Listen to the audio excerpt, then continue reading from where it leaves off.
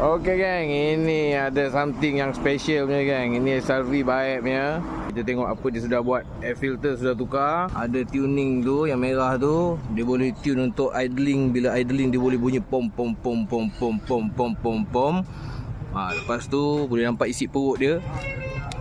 Flash cover. Lepas tu untuk coolant dia. Bila dia start nanti dia akan berpusing lah. Sekejap lagi kita tengok bila dia start dan macam mana dia punya bunyi.